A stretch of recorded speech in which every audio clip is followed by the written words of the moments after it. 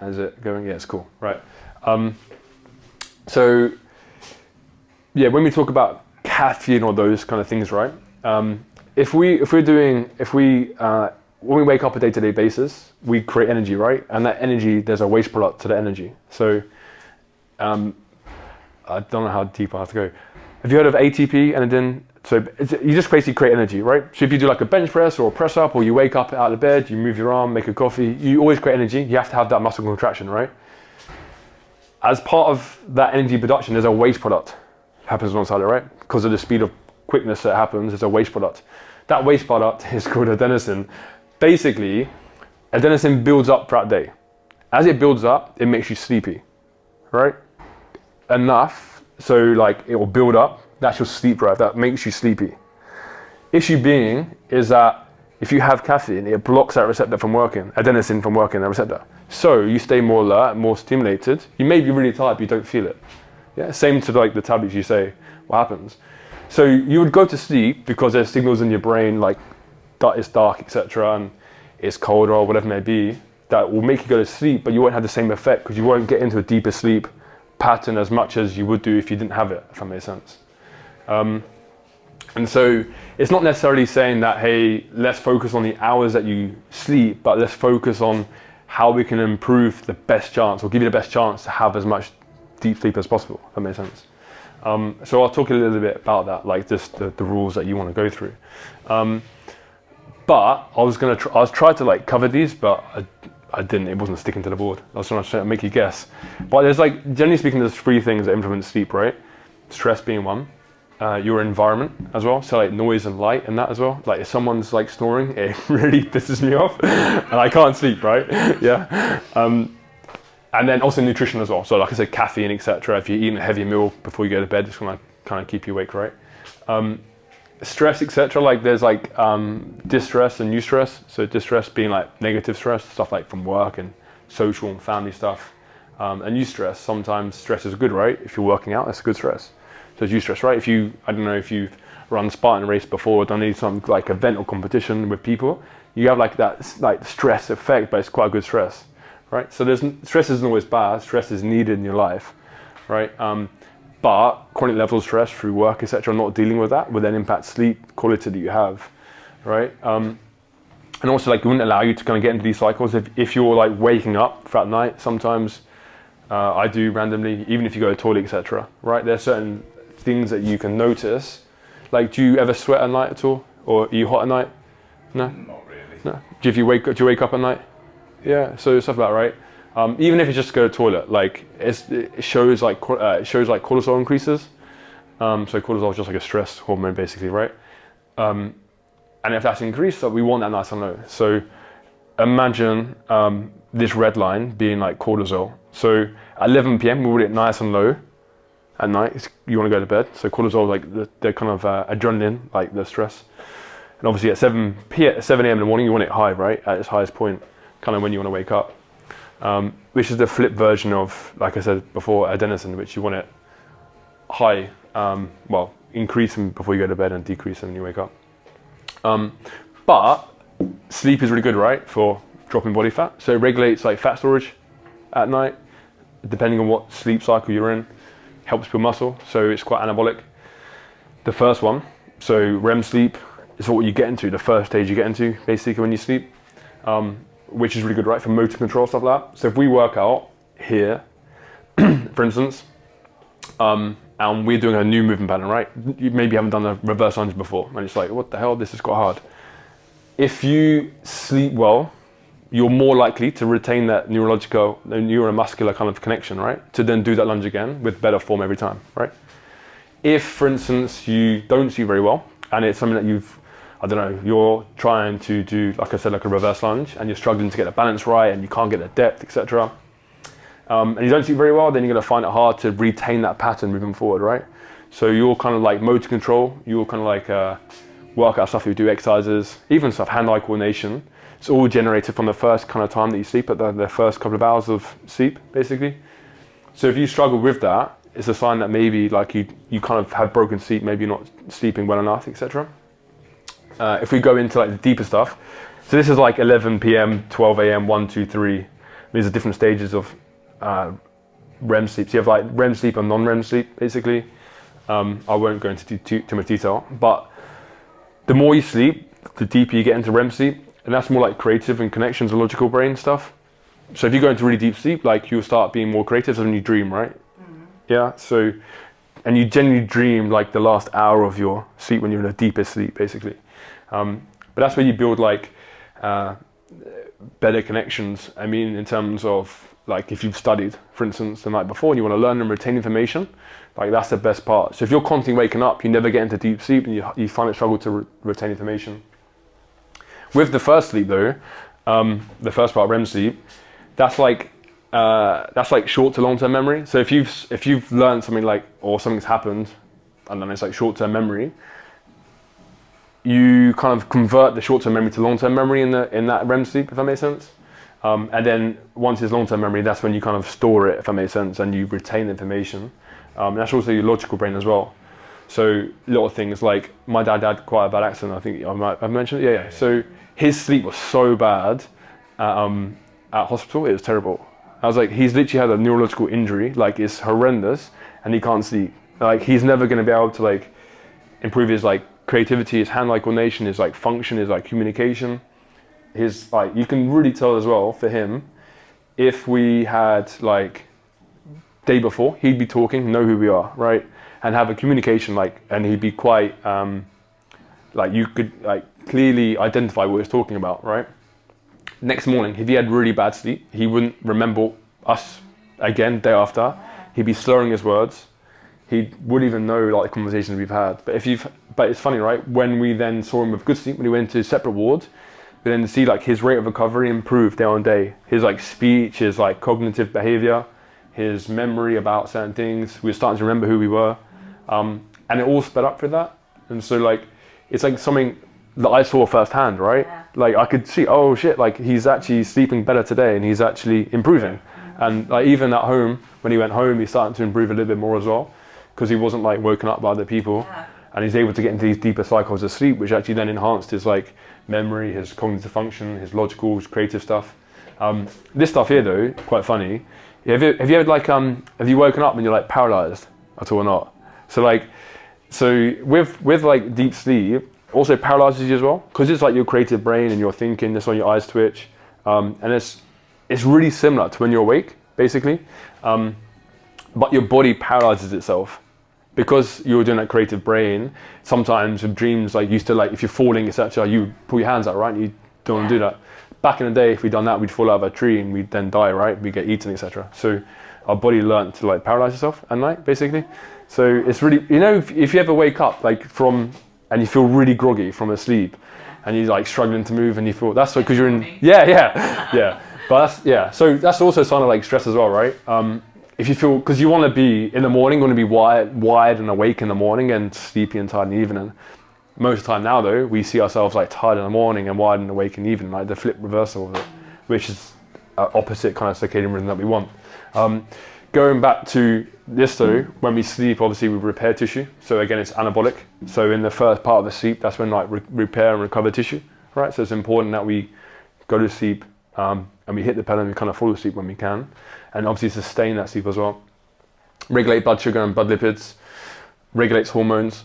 So when we talk about appetite and satiety, have you heard of leptin and ghrelin at all or not? Leptin.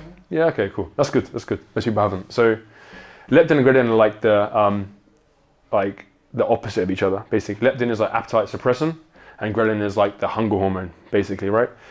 So if we don't have a good enough sleep at night, we don't get into this cycle, right? Because we regulate hormones in the evening and regulate body fat levels. If we sleep really well, we elevate our leptin levels, basically a hormone, which makes us feel full in the morning, right? If you have some really crap sleep in the morning, sometimes you feel really hungry. Yeah, like so we have an increase in ghrelin, basically, because perhaps we feel like we haven't slept so our body's telling us we need energy, we feel hungry, then we therefore need to eat, right? So that's when you look at like people's appetite, and maybe when they're tired in the evening, the appetite starts to increase, right? They get hungry, and you start to like, I feel really hungry, and you start eating anything. Yeah, exactly, right? Like everyone says it's willpower, it's just not willpower, it's just your body's natural response to what's happening. It's just a coping mechanism. It's not the best one for your goals, but it's just how it wants to cope, right? And so like it's important, like if we do improve the quality of sleep that we have through certain techniques on the other side of the board, that we start to regulate leptin and ghrelin, because like I guess like people's like appetite, etc., like, especially in the evening, like the cravings that kind of happen and come along, you can kind of see, right? I guess like willpower is just, it's almost like decision fatigue, if that makes sense. We have so many decisions in a day, but at the end of the day, we're just knackered, right? We're tired and we're more likely to give in. Yeah. I think I went to this talk the other day. Do you know how many decisions we make about food a day? Guess how many? Just about food. Or drink, food and drink. Go on. Gosh, that's Make a guess. Someone outside. 20, 30. No. Hey Giza, jump in man, jump in. You good? Yeah, not too Nice to bad. see you, man. Yeah, jump in. Hiya.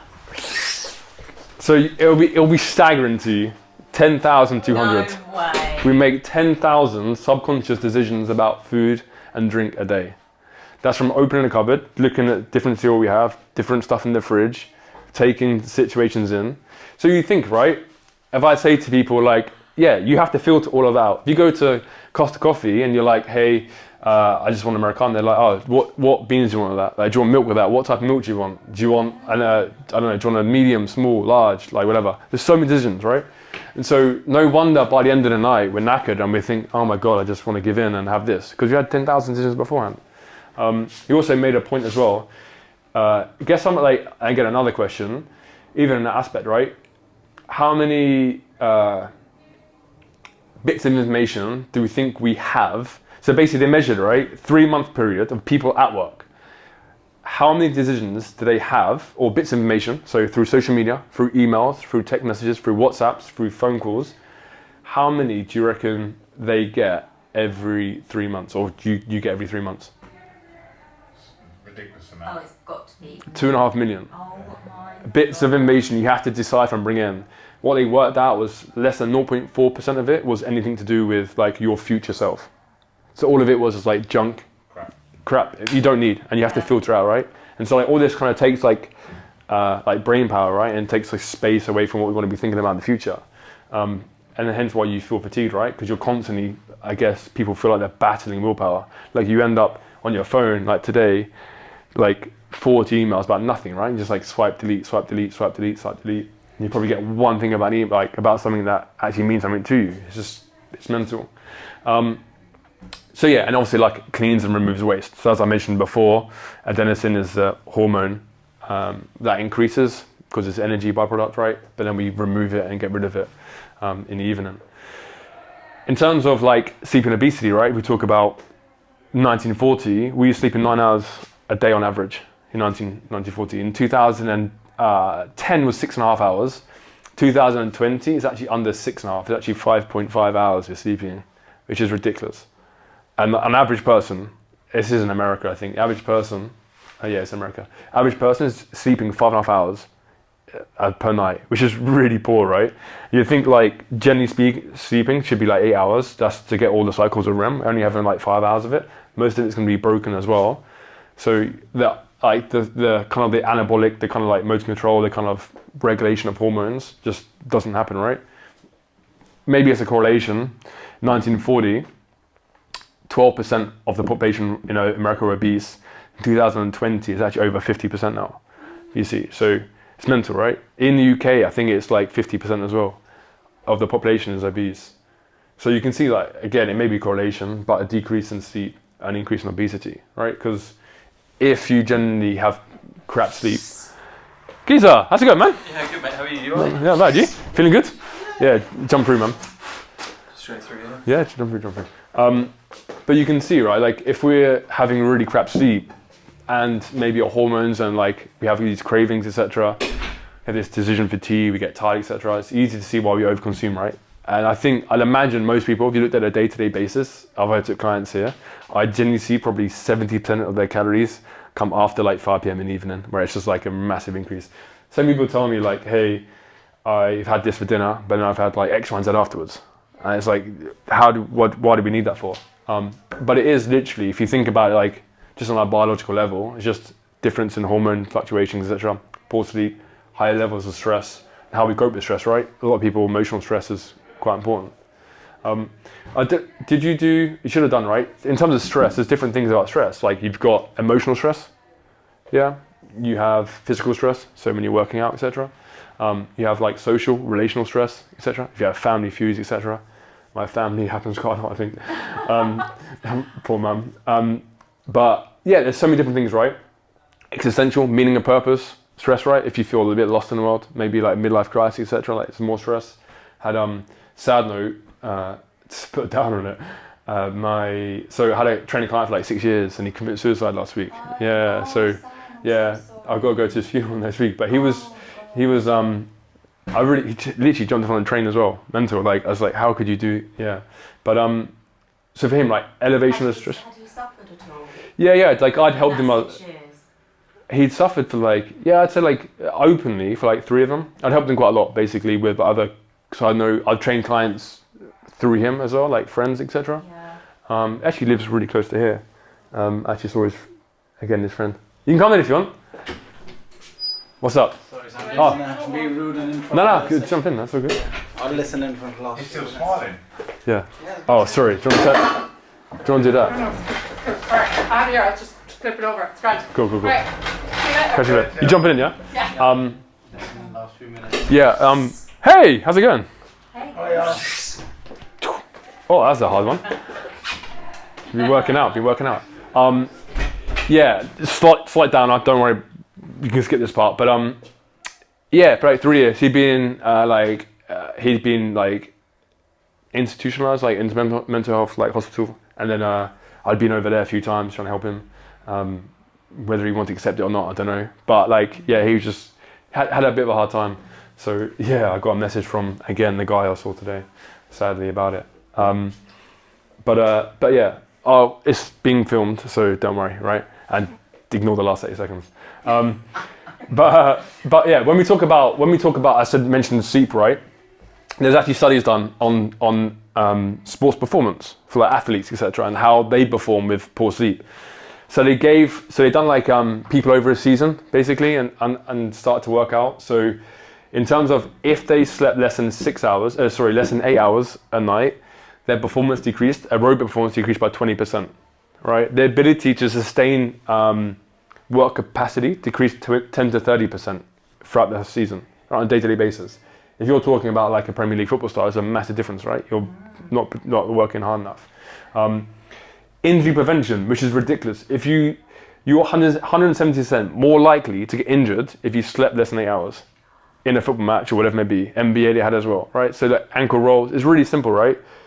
When you think about it, like here, when you become tired and fatigued, right? Yeah. When we talk about like movement quality and movement by patterning, and you talk about motor control, like I said about the very start, about certain points of sleep, you start to like understand movement patterns, etc.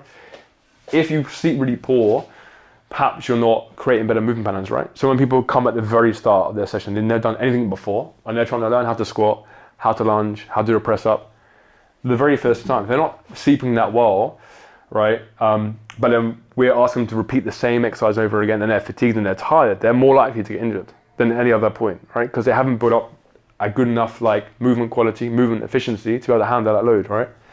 So we say to people, don't go crazy in intervals, because if they're knackered at the intervals and they're tired and their recovery drops right down, yeah, perhaps they're stressed at work and their sleep is a little bit whack as it is. When they come to a density, they're still suffering from that from that workout, right? So their movement quality, they haven't understood and learned that motor control again.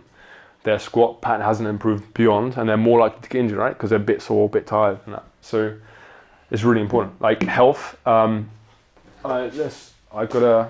the thing? I've got to remember what I wrote. Where's the thing? If I put it somewhere. Here it is. So many numbers on the screen. So my notepad. Where's it gone? I'll get there. Here we go. Yeah, actually, this is a study that came out recently. If you slept less than 6 hours per night, you're 40% more likely to have cancer in your lifetime. To have what? Cancer in your lifetime. Oh, really? Yeah, if you slept less than 6 hours, like on average per night. Wow. Man, that's crazy, right? Nutrition, what did I put for nutrition? I didn't put a thing there. Oh yeah, well, as we know, right? Increased hunger, lack of self-control around food, right? If you don't sleep so well. Immunity, if we sleep less than 6 hours, these are 6 hours now, we're 4 times more likely to pick up a cold than any other point, right? And cardiovascular disease, we're 45% more likely to suffer from cardiovascular disease if we sleep poorly, less than 6 hours a night, basically. Mental, right? Like you think, Yeah. just affecting it. Like if you're going, But then, say for example, you get 6 hours sleep, but that's really good quality sleep, versus you're getting 9 hours sleep, but it's really poor sleep. yeah. So there's like, yeah, there's Sleep playoffs, right? intake, Yeah, yeah. for sure. You want to. So one big thing is consistency. Like you want to be as consistent as possible with your sleep. If you like, let's say for instance, you normally sleep 8 hours a night, but one night you're on a night out and you only sleep 5, right? You don't want to do 9 hours. You still want to stay to 8 and keep that consistency and routine up, right? Because you've built this circadian rhythm and this like sleep drive cycle that you would have at the very start just through natural life. You're then adding more hours to that. We're just slightly disturbed the circadian rhythm, that stress adenosine we said at the start. Then it'd be slightly out of sync and out of whack, and it'd stay out of whack for a longer period of time, and the sleep then wouldn't be as good. It's just better to forget the 3 hours and carry on as 8. Yeah. More like it's better to do that. And you get some new parents, Yeah, actually, yeah. That's a good question. So as I mentioned, right, it's not necessarily saying, hey, I think maybe for 18 months, like a year, like you're gonna have shit sleep, like, and that's probably gonna happen. Yeah, exactly, right. Like I think, generally speaking, like most people know that's gonna happen. But what you can do is improve your sleep hygiene around that, right? Which I'll flip it over in a second and show you. So it gives you the best chance of having good quality sleep in that period of time that you are trying to go to sleep. Have I missed anything from here? No, I haven't. Have I? Any questions based on, it's a lot to take in, right? But no? Sweet. So, oh no, yeah. So actually, just go back to this bottom one. So in terms of like rules around like sleep and that, being consistent, so wake and sleep cycle, try and keep it with an hour. Even on the weekends, try and keep it with an hour, either way. If that's like, so let's say it's 11 p.m. and 5 a.m. whatever, right? Or 10 a.m., 9 p.m. sorry, and 5 a.m. Try and keep it as consistent as possible. If it's an hour either way, that's generally okay, but try and keep it as rigid as possible. There's some people I know that Monday to Friday comes and they're working like, they get up at 6, but on the weekends it's like 9 a.m. lying or 10 a.m. lying, right? Ideally don't want to be in that, because you're just going to decrease the quality of sleep we have, mess up our circadian rhythm, and then we're not really going to get the benefits from the sleep that we want, right? Because it's just going to be slightly out of whack in terms of what we're doing on a Saturday and Sunday. The length of sleep doesn't necessarily improve the quality of the sleep you have. That makes sense.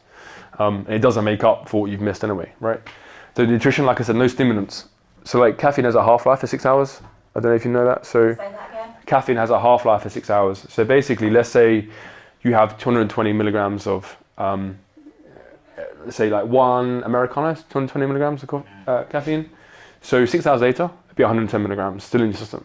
6 hours after that, it'd be 55 milligrams still in your system, right? So there's a rule of thumb is you want to aim for, again, I'll butcher this, I'm trying to think, what is it? It is 4 times. Geezer, how's it going, man? Am I? No? Yeah, no, you're good. Yeah. Hey, how's it going, man? Don't charge my phone. Apparently there's free electricity around here. Yeah, I know. Unit 1. Oh, charge it there, man. Yeah, jump in. Sorry everybody. How's it going, man? All right? You good? I'll catch up after. I've known Toby for like 10 years. He's in the old studio, and then I trained him in Northwood when I was there, and he's come here. He's actually a new predator, like, so really poor quality sleep. But you can see like mood affects it, so other things, right? Like, what was I saying? Yeah, so stimulants, right? I think it's like 4 times your weight in kilograms is probably the amount of like 4 to 6 times your weight in kilos. It should be like the amount of milligrams of caffeine you have per day. So let's say I'm 75 kilos. 75 times 4 is 300 milligrams. I can probably have like 300 milligrams of caffeine a day. One Americano from Costa is 220 milligrams, right? So I can probably go 300 to what should I have, like 450 milligrams of caffeine a day is like my general, like what they say is like acceptable level. Do you have much coffee in a day? Tea? No. Oh, a can of Red Bull. Yeah. So kind of Red Bull's like 280 milligrams. Yeah. Yeah. So if you have that in an Americano, like I don't know what your weight is, but you can work it out, right? So 4 to 6. 90, yeah. Yeah. So 4 to 6 times that basically, roughly. 91, you can probably get away with like 400, 500 milligrams of caffeine a day. So it's 2 Americanos basically. Right. Yeah, I don't Yeah. drink coffee really Yeah. every day. But do you have like energy drinks or not? Sorry. Just a Red Bull. Red Bull might have a Diet Coke or something. Yeah. So just caffeine. I think it's what. It's normally when it gets to 80 like milligrams, the is it? afternoon or when I'm coming here. If I have one about an hour, but because I just get so like, Mhm. and I need something to perk me up. Yeah. Sure. So. And that might be interfering with your sleep. I know, but it's catch-22, isn't it? It's like It is, yeah. So improving your sleep quality and also stress cycle as well would then help you recover better. Like, I'll talk a little bit about that. But like, What do you call like some days I'll literally not have any caffeine, full of energy, come here, do workout, fine. Some days 2 or 3 coffees. Is it down to poor sleep or would you say? you need 2 or 3 coffee some days you don't. some days don't. Yeah. Yeah, some days literally workout, even if I'm coming for a second workout, perfect. Some days you need 3 cups. Sometimes it just shows you where you are in the recovery cycle. Sometimes you have like a autonomic nervous system basically, Yeah. right? So if you're really tired and fatigued, you might not know this consciously, but subconsciously your body's recovering hard, right? And a sign of that is like I need some sort of stimulant to keep myself awake, right? So that's just a sign of saying where you are in the cycle. So you're probably like recovering quite heavy, maybe a day before you've had poor sleep, maybe a day before you've worked hard and trained in intense intensity. Maybe it's been, what do you call it, heavy stress at work or whatever. I don't know. Like, Could be, yeah. yeah, but it wouldn't necessarily be that day. It'd be like a day after or so, Yeah. right? So, like it's a slight delayed effect. You may not consciously, you may be feeling absolutely fine, right? Like happy days, but then subconsciously your body's telling you, right? Hey, look, I need caffeine. I need to stay alert. Yeah, And- that's what spreadsheet does. Yeah. Yeah. Mental fatigue, just yeah. Yeah, so yeah, be careful. Like, so I say after 2 p.m, try and stay away from caffeine, right? Do you have it every day? Is it once a day or? That's a if rule. Yeah, but Yeah. it's about 5 o'clock. Yeah, so it's going to impact it. I'd say if you took yourself off it, first 3 or 4 days, you'd be really struggling to like stay awake at that time, but then it'd be a lot easier after that to do, all right? Because as I said before, right, you're just blocking that receptor off, so just giving you energy. But there's certain things, right, around perhaps like meal timing as such, if you want to. I don't know if you do that. Maybe types of nutrients you eat at certain times. You can go down that route as well to give yourself a bit more energy throughout the day. It's hard at work, really. Yeah, of course. Yeah. Yeah, so you have to work it to your environment around your lifestyle. But like understanding the stress and maybe like finding ways to manage the stress would be important. So the thing I sent you basically would help. So understanding like, okay, maybe, I don't know, do you ever have like massages? No. No? Like, no.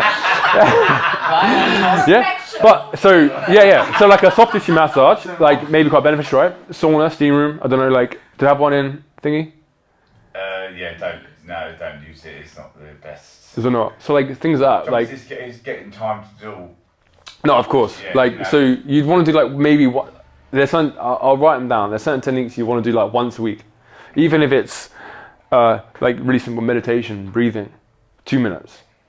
It's just like maybe your sympathetic system is like wide all the time, right? Because you've got work, etc. You have to train twice a day. There's other things going on. Sleep's quite poor. So in that case, maybe it's trying like meditation, trying breathing. It sounds really weird, right? But like, or woo-woo. But it's quite important to allow that kind of parasympathetic, the other side of the switch, to take charge for once. So what sort of studies have been done? Say if you did meditation before going to sleep, are there any studies that prove Yeah. that? Oh, actually, yeah, I don't know them here. No. But not in that book, 'cause that's not very thingy, right? No, yeah, really beneficial, right? Because what it does, it gets you into a parasympathetic state, which is a rest and digest. So a lot of times, right, it takes those thoughts off your mind as well. So yeah, there's actually loads, because there's a lot of like mental health, mental performance stuff I research, right? I can't remember all of the studies I look at. But there is a link. There's Doing that yeah. before sleep. Yes. Yeah. So having a good, better quality. Absolutely. And the type of meditation you do, and again, it depends, right? Sometimes, if you're like chronically fatigued, maybe meditation would then make you more chronically more fatigued for some people, right?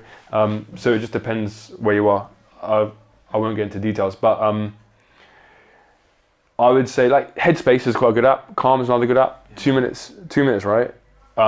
What it does, it just separates thoughts as well. Like mentally, like mental health wise, it just separates thoughts and it just gets you thinking like about nothing, which is really hard for most people. There's a guy that I chat to. He used to be a fitness guy and a copywriter. He's now a copywriter like for like supplements and fitness and all that kind of stuff. And there's a course I've done, Prison Nutrition, right, which is like quite a big, quite well-known nutrition course. And the guy who created that, a guy called Nate Green, gave away just randomly 20 minutes of his time to anyone that wanted it. And it was like 5 people. And this guy called Mike done it. Normally, this guy, Nate, charges 20 grand for 20 minutes, a joke, right? He says, I'll give it away for free, like for 5 people, right? So Mike done it. And Mike's got a really good business, like really successful, but a lot of stress, has properties, etc. And Nate Green was like, so in 20 minutes, all he said to him was, well, once a week, to spend an hour, just do nothing. Just do absolutely nothing. Don't think about anything, just lie on the sofa. And Mike's like, well, I want to know tactics of like how to get better business. Like, the way to get better business by thinking about absolutely nothing and sitting on the sofa and being bored with yourself. Because you're on the go all the time. So you need to flip the other switch, right? And be chilled out and rest on this and allow that other parasympathetic part to take its charge, take control. So yeah, soft tissue, sauna, hot bath. Even like if you, on a Sunday, can you have like a hot bath? 20 minutes? Every night. Do you? Okay, cool. Yeah. So like turn the lights off in the hot bath, like, and just sit there and think about nothing. Maybe every night might be too much, because like there's a stimulation behind it basically. So if you do it every night, the effects of that would then decrease. If that makes sense. Right, Yeah. Similar like meditation. If you do it every single day, sometimes meditation is like too much. If you do sauna every single day, for some people like, it's too much. So they say that once or twice a week is a pretty good spot to be in, basically. Otherwise, yeah, it's like caffeine, right? The more you drink caffeine, the less effect it has on you. Yeah. Yeah, and then environment as well. Like, so we talk about like sleep hygiene, right? Noise and kids crying, maybe, yeah. That doesn't apply to me yet. Yeah, yeah. But light as well, right? Do you have a lot of light in your room, or not? Is it dark? Good, right? So blackout blinds are really important, right? Because you have to get like your eyesight, right? Blue light and red light, if you heard about that stuff, right? So on your phone, on your laptop, you can now get like red light stuff. It does dim the light, doesn't it, a little bit, right? On a MacBook, there's a thing called Lux. Is it Lux? Basically, where it just dims it to red light, basically. So blue light is what mobile phones, technology stuff, they produce, right? Stuff like lights, which stimulates our brain to increase cortisol and decrease a hormone called melatonin, which is another hormone that makes you go to sleep. So you feel like wide and awake, which obviously we don't want, right? We're trying to go to sleep. So noise and light, really low. The temperature of a room, about 18 degrees. Like, so quite cool. Not too... Yeah, like, if I put here, yeah. Well, I'll put it in a second. So, as I mentioned, noise and light. So try and get as minimal noise. I hate noise. Like lady above, right? About 10:30 every night, I don't know what she does. She like bangs her bed together. It's like this, and I'm like, for about 5 minutes, we're like, what is this woman doing upstairs? It's like she's, I don't know. It's like she's building her bed to go to sleep in. It's so annoying.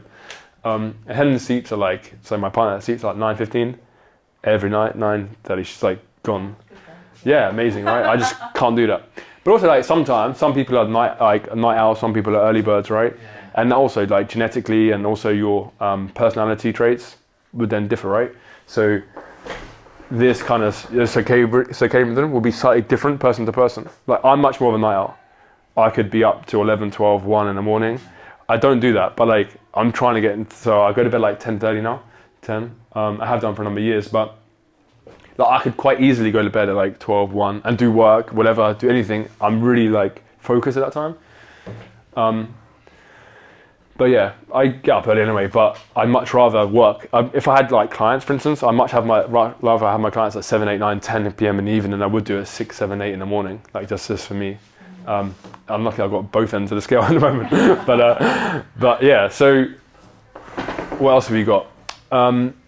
Again, bed as well. So if you have a hard bed, have a hard pillow. If you have a soft bed, have a soft pillow, right? So where you're sitting, the neck position and posture, etc. plays a part.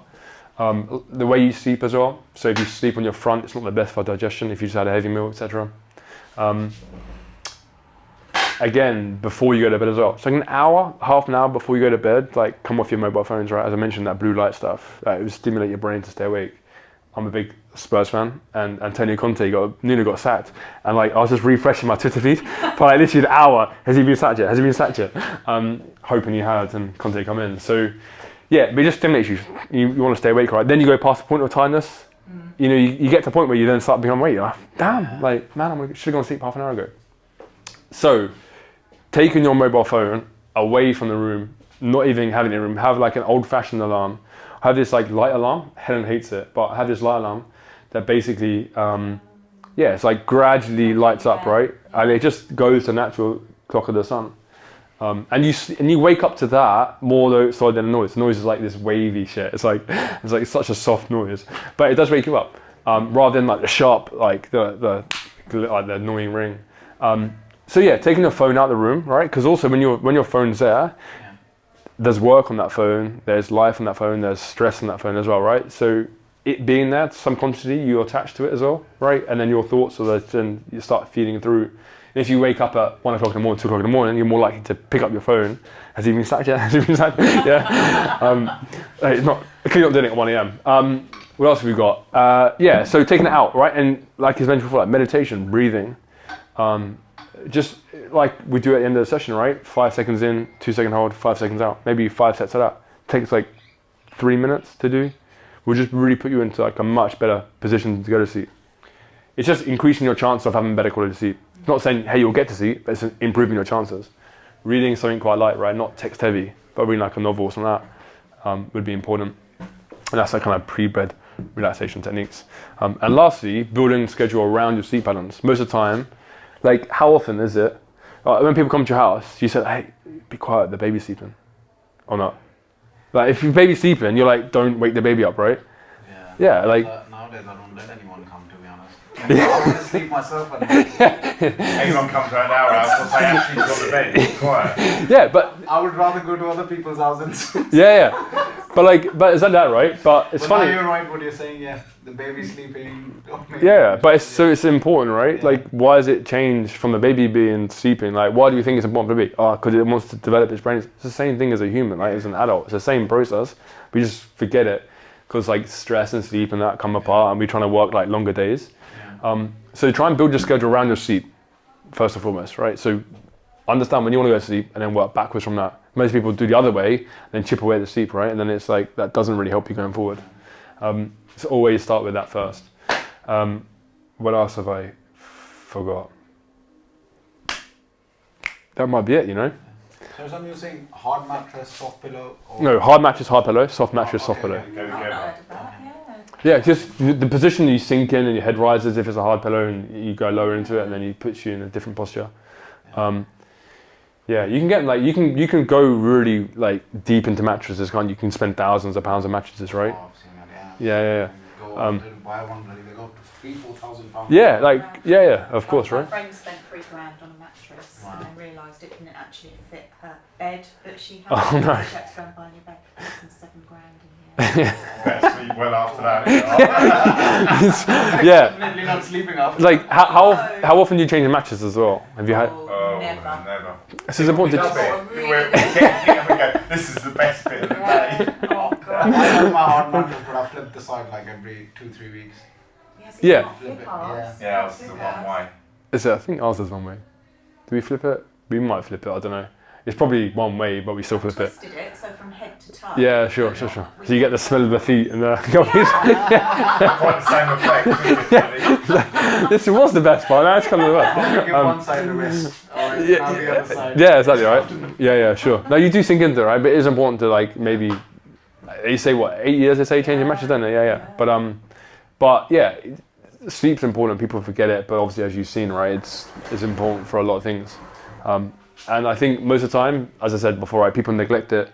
But if I ever train anyone on a one-to-one basis, the first thing I ask is, how's your sleep? Because that dictates a lot of things. If they're really like, if they're like binge eating in the evening, if they can't handle their stress, if their performance decreases and they're not lifting heavier weights, or they're not learning or getting the basics of like training, like if we've gone 3 weeks and they're still not understanding how to squat and how to lunge, I'm like, okay, how's your sleep? Oh, it's really shit. Oh, now we know why, right? If we sleep better, we can then start to understand and learn and get better motor control. And then once we understand sleep's a bit better, you generally find people eat a little bit better because their what's the word? Appetite and their satiety is a little bit more level. Emotionally, they're a little bit more level-headed as well, right? So not up and down all the time, emotionally stable. And then, as I said before, right, you start to drop a lot more body fat and build muscle because it's quite anabolic the first time. Is craving anything related to sleep pattern? Yeah, we spoke about it. So leptin and ghrelin, basically. So leptin is appetite suppression, ghrelin is appetite promoting, right, or the hunger hormone. So if you have really poor sleep, you're most likely in the morning to feel quite hungry, right, and like craving.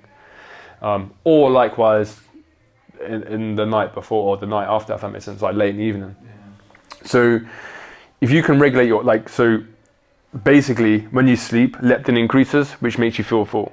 Right, if you have a really good deep sleep, like hormones like kind of work in these zones here, and they start regulating and start under, like you go through a lot of body process in the evening, like biological process, chemical reactions, etc. Yeah. So if you go through this kind of cycle here and you get into really good sleep, leptin increases and ghrelin stays suppressed. Yeah. Right, it's kind of one or the other kind of thing, right? If your sleep is really poor, right, cortisol increases, so stress increases, and ghrelin increases as a result, and other things as well, right? If ghrelin increases, cortisol increases. And we're talking about building muscle, growth hormone and testosterone decrease as well, right? Which you don't want, especially for women, right? It's hard enough to get stronger as it is, right? So you want testosterone at least in some part. That's where the anabolic stage comes from. So yeah, that's just generally speaking, like poor quality sleep leads to an increase in appetite, right? Because ghrelin is high, which means you feel hungry, even if you're just eating, basically. So understand that is important, right? Cool. Any questions? How accurate are these like Fitbit-y type things for your sleep? I think they're as accurate as you wear them all the time. Like if you wear them as much as you can, then they're going to be accurate to you, but not other people. Like if they're inaccurate, they're still accurate to some degree because you're always wearing it. If that makes sense. Right. Even if it's 20% out, it's always going to be 20% out. If that makes sense, right? Yeah. And you're constantly wearing it, so it's okay. Yeah. If you're ad hoc, like wearing it, not wearing it, wearing it, not wearing it, then it's like, then it probably won't be as accurate. There's a thing called like HRV, which I mentioned before, like heart rate variability. So that measures like the distance between, or the time between beats. And that depends on whether you're like, how stressed you are basically, and your energy levels and your overall kind of like recovery zone. So have you seen like Whoop bands? Whoop bands, so there's a thing called Whoop band. Aura have it as well. Aura has a ring. Basically, there's an Aura ring. It's a couple of £100, I think. Have you seen that? I think I looked recently actually. Yeah, Aura ring. So that measures sleep a little bit better. But then again, like there's minimal differences really between it. If you're wearing it and you're tracking it all the time, then it's going to be accurate to some degree, right? Even if it's inaccurate, it's still staying inaccurate, if that makes sense, right? Yeah. But it'll still be at its level that it's staying consistent. So yeah, I would still go off that 100%.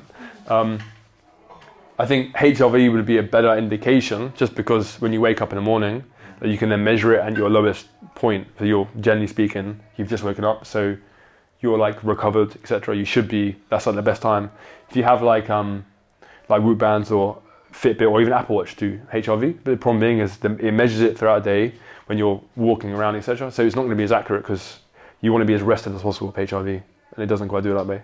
So I'm just trying to think, like if I, like there's certain things, as I said before, right? If I want my, this is I guess going probably too deep into it, but if my HRV is slowly increasing, as in like go from, it's out of 100, 110 roughly. If it's going from like 80, 81, 82, 82, 82, 81, 80, and being consistent, then that means I'm recovered. If my HRV is like 84, 76, 89, 71, and it's like, then it's really inconsistent, and that means I'm more likely to be recovering from deep stress, whether that's from like work-related stress or whether it's from like a heavy gym session or interval-based stuff. So then you can kind of see sleep patterns around that. Maybe if I'm really heavily stressed from work or from a workout, my sleep pattern would probably be a little bit disturbed as well, if that makes sense. and then therefore recovery would be less as well, basically. So it just takes a little bit more out of you each day. Yeah, but certainly just keep tracking it, I would, and be as consistent as possible for the times that you sleep. Don't worry, I am. Yeah, it sounds like you are, to be fair. I think you should be up here rather than me. But yeah, that's it. Any questions? No, dinner time. I need some food. Yeah. Sweet. No, very good. Thank Yeah, you. it's lovely. Cheers for that. No worries. I'm going to stop filming. Did it film? It has actually. And it hasn't actually 10% battery.